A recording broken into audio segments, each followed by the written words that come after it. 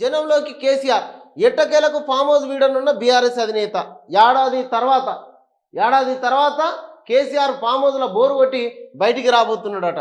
19వ తారీఖు పార్టీ శ్రేణులతోటి విస్తృత స్థాయి సమావేశం, తెలంగాణ భవన్ వేదికగా కార్యవర్గ మీటింగు, నెలాఖరు లోపల భారీ బహిరంగ సభకు ప్లాన్.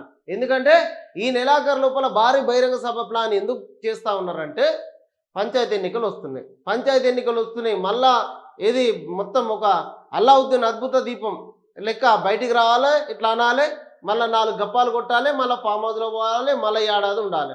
ఎందుకు ఈ టైం లోపల ఒకరికొకరు ప్రెస్ మీట్లు పెడతా ఉన్నారు, భారీ బహిరంగ సభలకు ప్లాన్ చేస్తూ ఉన్నారు అంటే కాంగ్రెస్ పార్టీ ఒక్కొక్క పథకాన్ని ఇంప్లిమెంట్ చేస్తూ రోజు తప్పించి రోజు ఆ లబ్ధిదారుల అకౌంట్ల లోపల పైసలు పడతా ఉన్నాయి. కాబట్టి జీర్ణించుకుంటలేరు బీఆర్ఎస్ పార్టీ, బీజేపీ పార్టీ సైతం జీర్ణించుకోనటువంటి పరిస్థితి ఉన్నది. ఈ టైం లోపల విస్తృత స్థాయి సమావేశాలు పెట్టాలి, కార్యకర్తలను మళ్ళా రెచ్చగొట్టాలి, పంచాయతీ ఎన్నికల లోపల ఏమన్నా అంతో ఇంతో లాభపడాలి. ఇది బీఆర్ఎస్ పార్టీ యొక్క పన్నాగం. న్యాయపరంగా ఇది ఒకటి అంటే ఇది మొత్తానికి 4గురికి మంత్రి పదవులు ఇస్తే విలీనానికి ఓకే చెప్తున్నారట. ఈ విలీనం అనేది లేకుండా ఉంటేనే మంచిగుంటుంది. ఆ 4గురు ఎవరో ఆ 4గురికి మంత్రి పదవులు ఇచ్చుడు పక్కన పెట్టుర్రి.